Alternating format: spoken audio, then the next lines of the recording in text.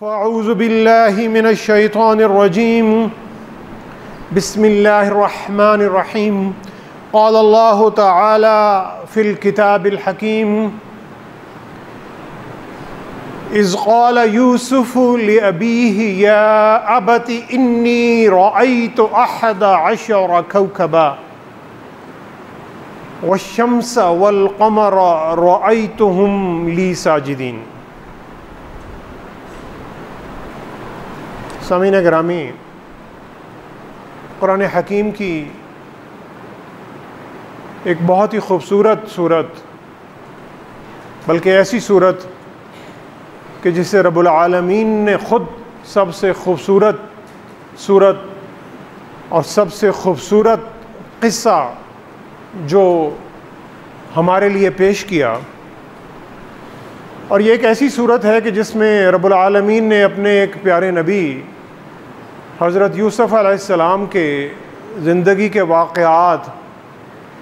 اتنی تفصیل سے اور اتنی خوبصورتی سے بیان کیے ہیں کہ کسی بھی نبی کے زندگی کے واقعات رب العالمین نے اتنی تفصیل سے بیان نہیں کیے۔ حالانکہ قرآن مجید میں دوسرے بھی بڑے بڑے برگزیدہ انبیاء علیہ السلام کا ذکر آتا ہے۔ حضرت موسیٰ علیہ السلام کا ذکر قرآن مجید میں سب سے زیادہ مرتبہ آتا ہے۔ حضرت موسیٰ علیہ السلام کے بھی زندگی کے واقعات اللہ تعالیٰ نے مختلف صورتوں میں جگہ جگہ بیان کیے، لیکن ایک ہی صورت میں ان کے بچپن سے لے کر جوانی اور پھر اس کے بعد تک کے واقعات اور ان کی گھریلو زندگی اور خانگی زندگی، اور سب سے بڑھ کر ان کی عزت، ان کی عصمت اور ان کی حیا کی جو حفاظت جو یوسف علیہ السلام نے خود کی اور اللہ تعالیٰ نے ان کی حفاظت کی، یہ واقعات اللہ تعالیٰ نے کسی بھی نبی کے بارے میں قرآن مجید میں اس طرح تفصیل سے اور اس طرح خوبصورتی سے نہیں بیان کیا۔ اور سورہ یوسف کی ایک ایک آیت جو ہے وہ غور اور فکر کرنے کے لائق، اور ایک ایک آیت پر شاید پوری کتاب لکھی جا سکتی ہے، اور ایک ایک دو لفظوں میں ہمارے لیے بے انتہا سبق موجود ہیں، اور اس پہ غور و فکر کرنے کی ضرورت ہے۔ اور سب سے زیادہ اللہ نے کہا کہ لَقَدْ كَانَ فِي يُوسُفَ وَإِخْوَتِهِ آيَاتٌ لِلسَّائِلِينَ، کہ یقیناً حضرت یوسف علیہ السلام اور ان کے بھائیوں کے قصے میں ایک نشانی ہے۔ کن کے لیے؟ للسائلین، وہ لوگ جو سوال کرتے ہیں، جن لوگوں کے ذہنوں میں کوئی سوال اٹھ رہے ہیں، ان لوگوں کے لیے اس میں بہت ساری نشانیاں ہیں۔ سوال وہ شخص کرتا ہے جسے کسی چیز کی ضرورت ہوتی ہے، اور ضرورت اور پیاس، طلب انسان کے اندر سے اٹھ رہی ہے، اور جس شخص میں سوال کرنے کی طلب نہیں، تو اس شخص کے لیے سارے جواب جو ہیں وہ بیکار ہیں۔ یعنی جس شخص کو پیاس نہیں لگ رہی، اس کو آپ منرل واٹر بھی دے دیں، آب حیات بھی دے دیں، کوئی بھی کسی بھی قسم کا اسے کوئی بھی پانی اور مشروب دے دیں، اس کے لیے بیکار ہے، کیونکہ اسے پیاس ہی نہیں لگ رہی۔ تو یہاں پہ اللہ تعالیٰ کہہ رہے ہیں کہ یہ اس میں نشانیاں ان لوگوں کے لیے ہیں کہ جن کے اندر پیاس ہے، جن کے اندر تڑپ ہے، جن کے اندر جستجو ہے اپنے آپ کو بہتر بنانے کی، کچھ کر گزرنے کی، اور ایسے لوگ سوال کرتے ہیں۔ یہ آج کا جو خطبہ ہے اس کا یہ پہلا سبق ہے کہ جسے پیاس نہیں اس کے پاس علم بھی نہیں، جس کے پاس علم نہیں اس کے پاس عمل بھی نہیں، جس کے پاس عمل نہیں اس کے پاس حکمت ہی نہیں۔ اور سامعین گرامی، حضرت یوسف بہت چھوٹے تھے، میرا خیال ہے کوئی 11 12 13 سال کے ہوں گے، یعنی بلوغت میں داخل ہو رہے ہوں گے، اور اپنے والد کے پاس آتے ہیں اور ان سے کہتے ہیں اذ قال یوسف لأبیہ یا ابت انی رأیت احد عشر کوکبا والشمس والقمر رأیتهم لی ساجدین۔ اور اپنے باپ سے کہہ رہے ہیں یا ابتی۔ ویسے تو قرآن میں یہ بھی آ سکتا تھا کہ اذ قال یوسف لأبیہ، اور پھر آگے اس کو اس کو مکمل کیا جاتا، لیکن اللہ تعالیٰ یہاں پر خصوصی طور پر ذکر کر رہے ہیں کہ وہ کہہ رہے ہیں یا اباتی، اے میرے پیارے ابا جان، میں نے ایک خواب دیکھا ہے، اور خواب کیا ہے کہ مجھے 10 ستارے اور سورج اور چاند مجھے سجدہ کر رہے ہیں۔ اور یہاں پر ستارے اور سورج اور چاند کے لیے عربی میں جو صیغہ استعمال ہوا ہے وہ کسی اشیاء کے لیے نہیں ہے بلکہ انسانوں کے لیے۔ تو حضرت یوسف علیہ السلام اپنے باپ سے وہ اتنے قریب ہیں، عمومی طور پر بچے جو ہیں وہ والدہ کے قریب ہوتے ہیں۔ حضرت یوسف علیہ السلام جو کہ 11-12 سال کے ایک نوجوانی میں قدم رکھ رہے ہیں، اپنے والد کے پاس آتے ہیں اور والد سے کہتے ہیں اے میرے پیارے ابا جان، میں نے ایک خواب دیکھا ہے، اور یہاں پر اللہ تعالیٰ بیٹے اور باپ کے درمیان جو پیار اور محبت اور جو دوستی کا رشتہ ہے، اس رشتے کو اللہ تعالیٰ یہاں پر ہائی لائٹ کر رہے ہیں، یعنی بیان کر رہے ہیں، اور پھر اس کے بعد وہ بتا رہے ہیں۔ اور بچہ بڑا جو ہے وہ تھوڑا پرجوش ہے، اس نے ایک بڑا عجیب سا خواب دیکھا ہے اور وہ خواب اپنے والد کو بتا رہا ہے، لیکن کسی کو معلوم نہیں تھا کہ اس خواب سے انسانیت کا ایک ایسا عظیم واقعہ نمودار ہونے جا رہا ہے کہ جو اس وقت کی جو دنیا تھی، اس وقت کی دنیا کو بدل کر رکھ دے گا۔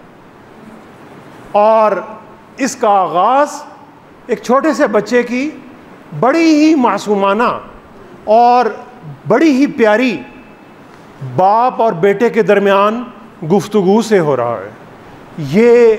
دوسرا سبق ہے کہ جو ہمیں اس سورہ یوسف کی ابتدائی آیات سے مل رہا ہے کہ بچہ اپنے دل کی بات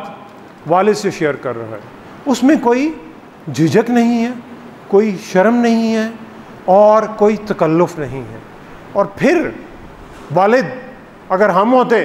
تو کہتے ہیں یار جاؤ بیٹا اپنا کام کرو، پتہ نہیں تم نے کوئی خواب دیکھا ہوگا یا کوئی ہوگا، کوئی خیال آیا ہوگا۔ لیکن والد جو ہیں، کیونکہ وہ بھی ایک اللہ کے نبی تھے، حضرت یعقوب علیہ السلام، وہ کیا کہہ رہے ہیں؟ قالا، اور وہ بالکل اسی پیار بھرے محبت بھرے انداز میں کہہ رہے ہیں یا بنیا، اے میرے پیارے بیٹے۔ والد صرف محبت کر نہیں رہا، محبت کا اظہار بھی کر رہا ہے بیٹے کے ساتھ، کیونکہ بیٹے نے باپ کے ساتھ یا ابتی ایک بڑا محبت والا جملہ کہا، تو والد اس کو واپس جواب میں کہہ رہا ہے قال یا بنی لا تقصص رؤیاک علی اخوتک فیکیدوا لک کیدا۔ سب سے پہلے ان کے والد اسے ایک پیار بھری نصیحت کر رہے ہیں، اور وہ نصیحت یہ نہیں ہے کہ اس خواب کا مطلب کیا ہے، وہ پہلے یہ بتا رہے ہیں کہ اے میرے پیارے بیٹے، اس خواب کا ذکر اپنے بھائیوں سے، جو کہ ستیلے بھائی تھے 10 بھائی، تم ان سے نہ کرنا، ہو سکتا ہے وہ حسد میں مبتلا ہو جائیں اور تمہارے بارے میں کوئی چال چلنا سوچیں یا تمہارے بارے میں کوئی بری بات سوچنا شروع کر دیں۔ یعنی ان کے والد انہیں ایک نصیحت کر رہے ہیں حفاظت کی، پروٹیکشن کی۔ اور آج کل کے دور میں، جس دور میں ہم رہتے ہیں، کوئی چھوٹی سی بھی ہمیں کوئی کامیابی ملتی ہے، اور حتیٰ یہ کہ کسی ہوٹل میں یا ریسٹورنٹ میں کھانا کھانے گئے ہیں تو فیس بک پہ اور یا سوشل میڈیا پہ پوسٹ کر رہے ہیں کہ میں یہاں جا رہا ہوں، وہاں جا رہا ہوں۔ کسی حد تک آپ کی کوئی ایسی ایکٹیویٹیز جس سے دوسروں کو کوئی سبق مل رہا ہے، کوئی اچھائی کی چیز مل رہی ہے، کوئی اچھی کام کی بات مل رہی ہے، یہاں تک تو صحیح ہے، لیکن بے جا اپنی چیزوں کو اس کی تشہیر کرنا اور ذاتی زندگی کی تشہیر کرنا، اس سے یہ سبق مل رہا ہے ہمیں کہ آپ کے بہت سارے حاسد بھی پیدا ہو سکتے ہیں۔ اور پھر حضرت یعقوب حضرت یوسف کو یہ نہیں کہہ رہے کہ تمہارے جو بھائی ہیں تمہارے دشمن، یعنی وہ ان بھائیوں کے رشتے کو بھی مقدس رکھنا چاہ رہے ہیں، برقرار رکھنا چاہ رہے ہیں، اور وہ کہتے ہیں ان الشیطان للانسان عدو مبین، تمہارے بھائی تمہارے دشمن نہیں ہیں، وہ وقتی طور پر کسی حسد میں آ کر، کسی لالچ میں آ کر تو تمہارے دشمن بن سکتے ہیں، لیکن اصل دشمن شیطان ہے، کیونکہ وہ تو تمہارا کھلا دشمن ہے اور اس کا تو مشن ہی یہی ہے کہ بنی آدم کو ذلیل اور رسوا کرے اور اسے بہکائے اور اسے اللہ کے راستے سے، انسانیت کے راستے سے دور کر کے شیطانیت کے راستے پر ڈال دے۔ یہ شیطان کا بنیادی مشن ہے۔ اور یہاں پر حضرت یعقوب اپنے بیٹے کو کہہ رہے ہیں کہ ان الشیطان للانسان عدو مبین، بے شک شیطان جو ہے وہ تمہارا بڑا دشمن ہے، کیونکہ تمہارے بھائی آج وقتی طور پر تمہارے دشمن ہیں، لیکن ہو سکتا ہے کہ وہ واپس اصلاح پر آ جائیں اور تم سے پیار کرنا شروع کر دیں۔ یہ سبق سورہ یوسف کے آخر میں یہ بالکل آتا ہے کہ جب ان کے بھائی حضرت یوسف علیہ السلام کے حضور گرتے ہیں اور معافی مانگ لیتے ہیں۔ تو سامعین گرامی، تیسرا سبق ہمیں یہ مل رہا ہے کہ اگر رشتہ داروں سے، والدین سے، بھائیوں میں، بہنوں میں، شوہر میں، بیوی میں کوئی ناچاقی بھی ہو جائے، کوئی وقتی طور پر دوری بھی آ جائے، تو وہ دوری انسانوں کی طرف سے زیادہ شیطان کی طرف سے ہے، کیونکہ شیطان ان رشتوں کو، یہ جو فیملی کے رشتے اور جو خاندان کے رشتے ہیں، اس کا پہلا وار ہی ان رشتوں پہ ہے، اور وہ ان رشتوں کو کمزور کر کے ان رشتوں میں جدائیاں ڈالتا ہے۔ تو سبق یہ ہے کہ اگر یہ رشتے کسی وقت کمزور ہو رہے ہیں تو وہ عارضی ہیں، اور اگر دونوں فریقین اللہ کی طرف رجوع کریں گے تو اللہ تعالیٰ دوبارہ ان میں پیار اور محبت ڈال دیں گے۔ اور پھر اس کے بعد سامعین گرامی، اس گفتگو کا ایک بہت بلکہ سب سے اہم حصہ آ رہا ہے کہ بھائیوں کے بارے میں انہوں نے بتایا، شیطان کے بارے میں نصیحت کی، اور پھر اس خواب کے بارے میں حضرت یعقوب علیہ السلام حضرت یوسف علیہ السلام کو بتانے جا رہے ہیں۔ وَكَذَلِكَ يَجْتَبِيكَ رَبُّكَ وَيُعَلِّمُكَ مِن تَأْوِيلِ الْأَحَادِيثِ وَيُتِمُّ نِعْمَتَهُ عَلَيْكَ وَعَلَىٰ آلِ يَعْقُوبَ كَمَا أَتَمَّهَا عَلَىٰ أَبَوَيْكَ مِن قَبْلُ إِبْرَاهِيمَ وَإِسْحَاقَ إِنَّ رَبَّكَ عَلِيمٌ حَكِيمٌ۔ وَكَذَلِكَ يَجْتَبِيكَ رَبُّكَ، کہ یقیناً تمہارے رب نے تمہیں منتخب کر لیا ہے رحمتوں کے لیے، برکتوں کے لیے، اور بہت ہی زیادہ ترقی دینے کے لیے، اور تمہارے نام کو بلند کرنے کے لیے تمہارے رب نے تمہیں سلیکٹ کر لیا، چن لیا، منتخب کر لیا، الیکٹ نہیں، سلیکٹ کر لیا۔ اور یہ فرق ہے یہاں پر، یجتبی کا جو لفظ آ رہا ہے وہ یہ نہیں ہے کہ میں کسی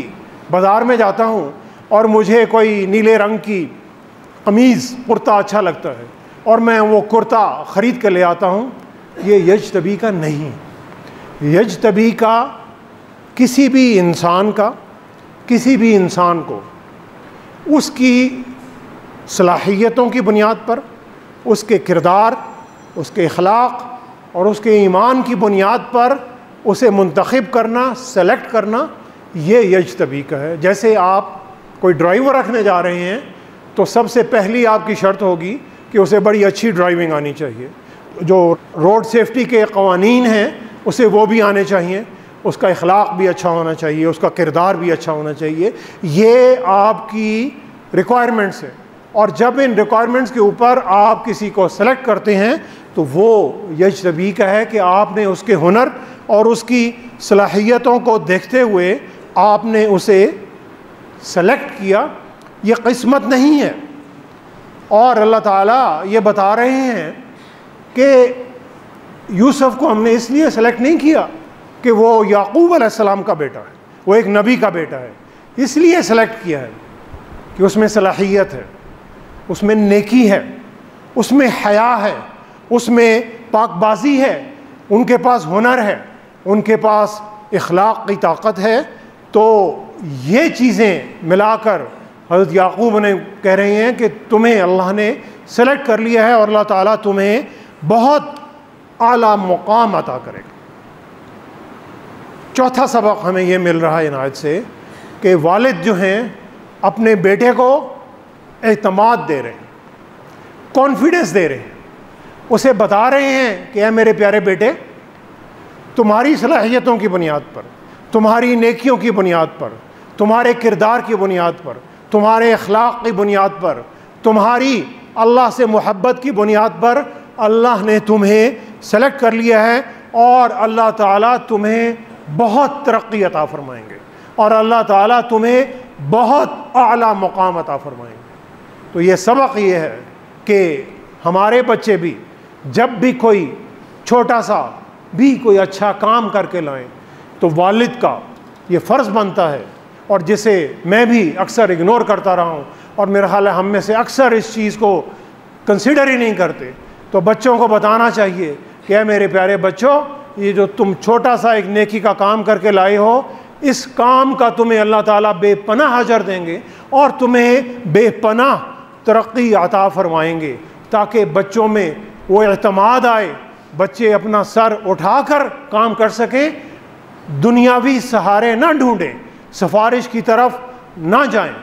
شارٹ کٹس کی طرف نہ جائیں، اپنی محنت پر، اپنے علم پر، اپنے ہنر پر اور اللہ کی مدد پر بھروسہ کرتے ہوئے خود اعتمادی کے ساتھ دنیا میں آگے بڑھیں، تاکہ اللہ تعالیٰ ان کے لیے ترقی کے اسباب جو ہیں وہ فراہم کریں۔ اور پھر حضرت یعقوب کہہ رہے ہیں وَيُعَلِّمُكَ مِن تَأْوِيلِ الْأَحَادِيثِ، اور تیرا رب تمہیں تأویل الاحادیث، باتوں کی تہ تک پہنچنے کی صلاحیت عطا فرما دے گا۔ یعنی سب سے بڑا علم اور حکمت جسے کہتے ہیں کہ ملا کر ایک تمہیں ایک ایسی دانائی اللہ تعالیٰ عطا کرے گا کہ تم چیزوں کو صرف سطحی طور پر نہیں دیکھ رہے ہوگے، وہ ایسے نہیں دیکھ رہے ہوگے جیسی چیزیں دکھتی ہیں، کیونکہ اکثر اوقات چیزیں دکھائی تو بڑی خوبصورت اور بڑی خوشنما دیتی ہیں، لیکن جب آپ ان کی تہ میں جاتے ہیں تو ان کے اندر کوئی برائی ہوتی ہے، کوئی شیطانیت ہوتی ہے، اور اکثر اوقات جب برائی اور شیطانیت ہمارے سامنے آتی ہے تو شیطان اسے خوشنما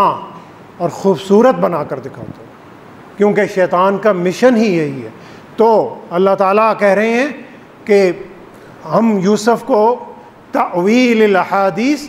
باتوں کی تہ تک پہنچنے کی صلاحیت عطا فرمائے، اور جس شخص کو یہ صلاحیت مل گئی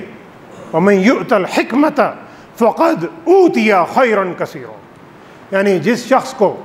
یہ حکمت اور یہ دانائی مل گئی کہ وہ باتوں کی تہ تک پہنچ سکتا ہے، اسے اللہ تعالیٰ کہتے ہیں کہ بہت ہی خیر مل گئی، دنیا میں بھی خیر مل گئی، بھلائی مل گئی، ترقی مل گئی، دولت مل گئی، شان و شوکت مل گئی، اور آخرت میں بھی مل گئی۔ سامعین گرامی، یہ جسے ہم کہتے ہیں کہ روٹ کاز کا انالیسس کرتے ہیں، کیونکہ جب آپ کسی ڈاکٹر کے پاس جاتے ہیں تو ڈاکٹرز کو آپ بتاتے ہیں کہ مجھے بخار ہے، تو ڈاکٹر آپ کو صرف پیناڈول نہیں دیتا، یعنی آپ کے سمٹمز کو ٹریٹ نہیں کرتا۔ کچھ ڈاکٹر کرتے ہوں گے، لیکن جو اچھے ڈاکٹر ہیں وہ روٹ کاز کو ٹریٹ کرتے ہیں، وہ آپ کے ٹیسٹ کراتے ہیں، ڈائگنوسٹک کراتے ہیں، رپورٹیں دیکھتے ہیں، پھر دیکھتے ہیں کہ کون سا وائرس، کون سا بیکٹیریا کون سے آپ کے جسم کے حصے پہ اٹیک کر رہا ہے، پھر اس بیکٹیریا کو یا اس وائرس کو مارنے کے لیے ایک اسپیسیفک کوئی آپ کو دوائی دیتے ہیں۔ ڈاکٹر روٹ کاز کو ٹریٹ کرتے ہیں۔ ایک انجینئر اگر ایک عمارت بنا رہا ہے تو وہ اس جگہ پہ، اس شہر میں عمارت بنانے کے لیے 100 سال پیچھے کا ایک ڈیٹا اٹھاتا ہے کہ پچھلے 100 سال میں اس علاقے میں کتنے زلزلے آئے، تو میری جو عمارت ہے اس کی فاؤنڈیشن کتنی طاقتور ہونی چاہیے کہ کس لیول کے زلزلوں کا مقابلہ کر سکے۔ وہ یہ نہیں ہے کہ عمارت بنا دی اور عمارت گر گئی اور پھر اس کے بعد عمارت کو وہ نیا تعمیر کر رہا ہے یا ٹھیک کرنے جا رہا ہے۔ تو سامعین گرامی، یہ وہ ہے تأویل الاحادیث، اور یہ تأویل الاحادیث مومن کے کردار کا حصہ ہونی چاہیے۔ اور اس کی ایک بڑی مثال جو کہ آج کل ایک تباہی ہم پر نازل ہوئی ہے سیلاب کی شکل میں، اور کچھ لوگ کہتے ہیں کہ یہ ہمارے اعمال کی سزا ہے، لیکن یہ سزا اس بات کی نہیں ہے کہ ہم نمازیں نہیں پڑھتے، اس بات کی سزا ہو سکتی ہے، لیکن اصل میں یہ تأویل الاحادیث پر عمل نہ کرنے کی سزا ہے کہ سیلاب تو آتے رہتے ہیں، اور جو ایکسپرٹس ہیں وہ وارننگز دے رہے تھے کہ اس سال بارشیں زیادہ ہوں گی، درجہ حرارت زیادہ ہوگا، گلیشیئرز تیزی سے پگھلیں گے، پانی کے ریلیں آئیں گے، ہم سامعین گرامی اس کے لیے تیار نہیں تھے۔ ہم نے پچھلے کئی سالوں میں نہ کوئی ڈیم بنایا، نہ کوئی بند بنائے، کچھ بھی نہیں کیا۔ موسم ہمیں پتہ ہے کہ موسمی تغیر، ایک تو عالمی موسم میں تغیر آ رہا ہے، ہمارے موسم میں جو یہاں پر تغیر آ رہا ہے اس کے لیے ہم نے کوئی تیاری نہیں کی۔ ہم درختوں کو کاٹتے جا رہے ہیں، ہم نے کوئی پچھلے 10 20 30 سال میں کوئی نئے جنگلات نہیں لگائے، اور سب سے بڑا ظلم تو یہ ہے کہ ہم نے دریاؤں کے کناروں پر تجاوزات بنا کر عمارات تعمیر کر لی، اور پھر جب سیلاب آتا ہے اور پھر جب جانی اور مالی نقصان ہوتا ہے تو ہم کہتے ہیں کہ یہ رب العالمین کی طرف سے ہمارے اعمال کی سزا ہے اور اب استغفار کریں، استغفار کریں۔ لیکن استغفار کا مطلب تو سمجھیے کہ استغفار کا مطلب کیا ہے۔ استغفار کا مطلب یہ ہے کہ میں اپنے آپ کو بہتر بنا رہا ہوں اور میں تعویل الاحادیث پر عمل کر رہا ہوں اور چیزوں کی تہ تک جا رہا ہوں۔ سامعین گرامی، یہ 5واں اور آخری سبق ہے ان آیات سے کہ اللہ تعالیٰ سے تعویل الاحادیث، چیزوں کی تہ تک پہنچنے کی اور جاننے کی، اس کا علم مانگنا، اس کے لیے کوشش کرنا اور اس کی صلاحیت حاصل کرنا، یہ اصل دولت ہے۔ اور جن اقوام کے پاس یہ دولت ہے وہ اقوام آج دنیا میں سپر پاورز ہیں، اور جن کے پاس نہیں ہے وہ ہماری طرح ذلیل اور خوار ہوتی ہیں کہ جب کوئی مصیبت آ جاتی ہے اور مصیبت آ کر گزر جاتی ہے تو پھر ہم اپنی قسمت کو روتے ہیں، ہمیں اپنے اعمال کو ہی رونا ہے۔ لیکن اعمال یہ ہیں کہ ہم نے اللہ کے دیے ہوئے علم کو ایکسپلور ہی نہیں کیا، پھر اس پر عمل نہیں کیا۔ اور علم اور حکمت یہ ہے کہ میرے پاس جو علم میں نے ایک دفعہ سیکھ لیا، میں اس علم پر عمل کر رہا ہوں اور عمل کر کے پھر اس کو بہتر بنانے کی کوشش کر رہا ہوں، یہ حکمت ہے۔ العلم نافع والعمل به، وہ علم جو نفع دیتا ہے، فائدہ دیتا ہے، مجھے بھی پروفٹ دیتا ہے، دوسروں کو بھی فائدہ دیتا ہے، اور اس پر عمل بھی کر رہا ہوں، اور پھر اس سے میں اور ایک علم کریٹ کر رہا ہوں اور جو میں دوسروں تک پہنچا رہا ہوں، یہ اصل حکمت ہے۔ تو انگریزی کی ایک کہاوت ہے کہ اگر آپ کے پاس علم ہے اور آپ اس پر عمل نہیں کر رہے تو آپ میں اور ایک وہ شخص کہ جس کے پاس علم ہی نہیں، اس میں کوئی فرق نہیں۔ یعنی اگر علم ہے اور عمل نہیں ہے تو میرے میں اور ایک جاہل میں کوئی فرق نہیں۔ تو میرے پاس خواہ پی ایچ ڈی بھی ہے، پوسٹ ڈاکٹریٹ بھی ہے، اور عمل کوئی نہیں، تو میرے میں اور ایک ایسا شخص جس نے 2 جماعتیں بھی نہیں پڑھی، اس میں کوئی فرق نہیں، کیونکہ میں اس علم پر عمل کرنے کی کوشش ہی نہیں کر رہا۔ تو سامعین گرامی، اور یہ حکمت جیسے مل گئی، اسے خیر کثیر مل گئی، دنیا اور آخرت کی کامیابی اللہ نے اس کے مقدر میں لکھ دی۔ سامعین گرامی، حضرت یوسف علیہ السلام کو ان کے بھائی قتل کرنے کی نیت سے اٹھاتے ہیں اور کنویں میں ڈال دیتے ہیں، اور پھر وہ کنویں سے نکلتے ہیں، وہ غلامی میں چلے جاتے ہیں اور ایک ایسے گھر میں جاتے ہیں کہ جہاں کی مالکن ایک بالکل پاگل اور ایک مینیاک ہے، اور پھر وہاں سے وہ اپنی عزت اور اپنی حیا کی حفاظت کرتے ہیں، اور ایک نہ کردہ گناہ کی بنیاد پر، بلکہ گناہ نہ کرنے کی بنیاد پر جیل میں جانا پسند کرتے ہیں۔ اپنی جوانی کے کئی سال جیل میں رہتے ہیں، لیکن ایمان سلامت ہے، حیا سلامت ہے، علم سلامت ہے، حکمت سلامت ہے۔ جیل میں بھی امید کی شمع روشن رکھتے ہیں، جیل میں بھی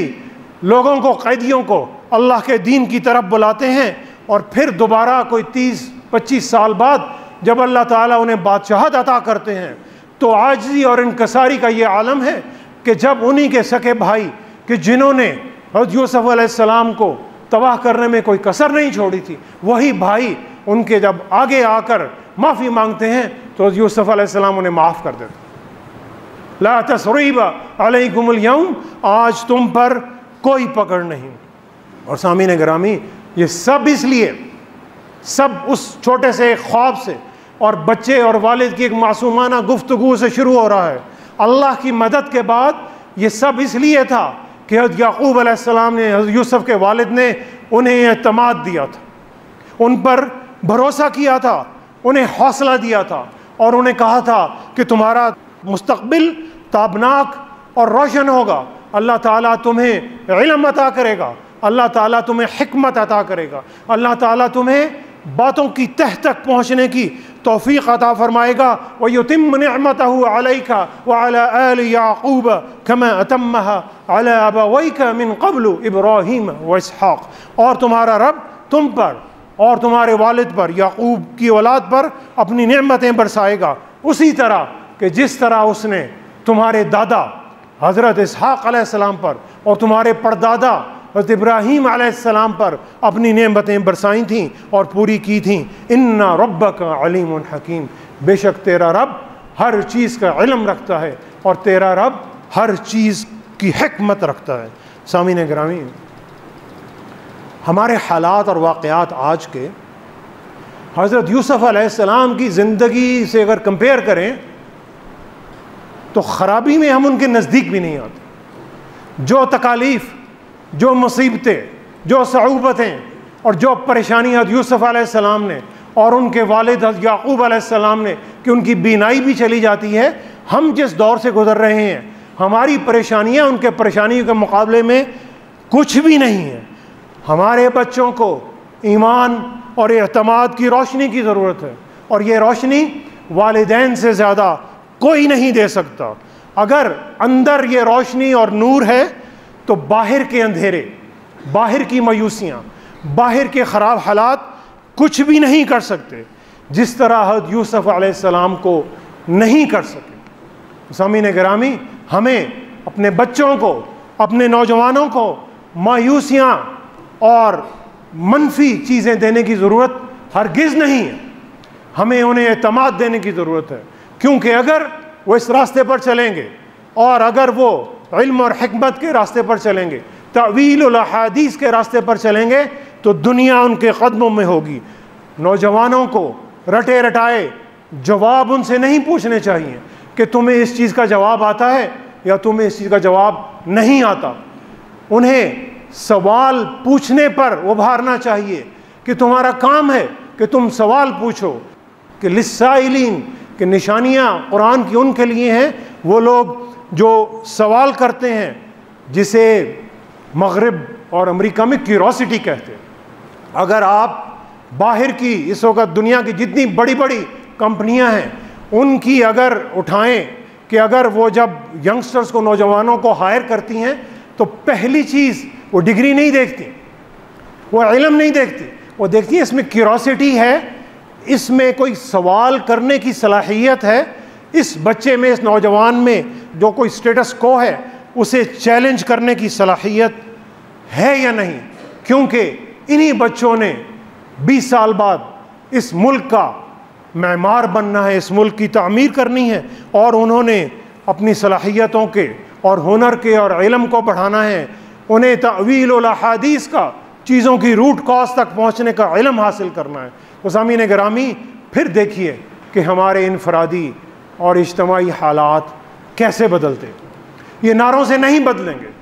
یہ نوجوانوں کو گمراہ کرنے سے بھی نہیں بدلیں گے کہ مجھے اقتدار دے دو اور میں اس ملک کے حالات ٹھیک کر دوں گا۔ یہ تماشا پچھلے 30-40 سال سے ہم دیکھ رہے ہیں، اس سے حالات نہیں بدلیں گے۔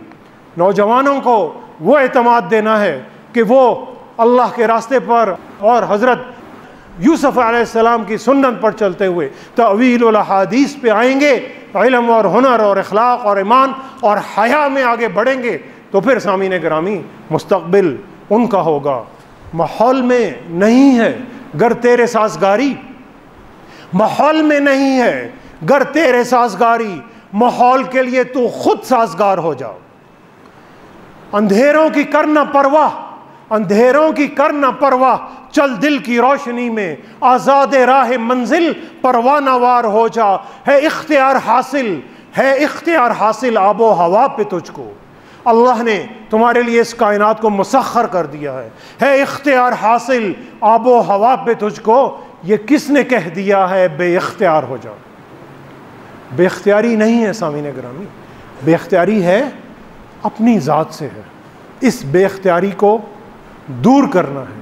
اپنی ذات سے بھی اور اپنے بچوں کی ذات سے بھی۔ سامعین گرامی دعا کریں کہ اللہ تعالی ہمیں اپنے بچوں کو اعتماد دینے اور ان کی صحیح تربیت کرنے کی توفیق عطا فرمائے، اور اللہ تعالی ہمارے بچوں کو اپنی صلاحیتیں بڑھانے، علم و حکمت میں ترقی کرنے اور اللہ کے نور کو پھیلانے کی توفیق عطا فرمائے۔ صدق اللہ العظیم ونفعنی وإیاکم بآیاتہ والذکر الحکیم، انہ تعالی جواد کریم ملک بر الرؤوف الرحیم۔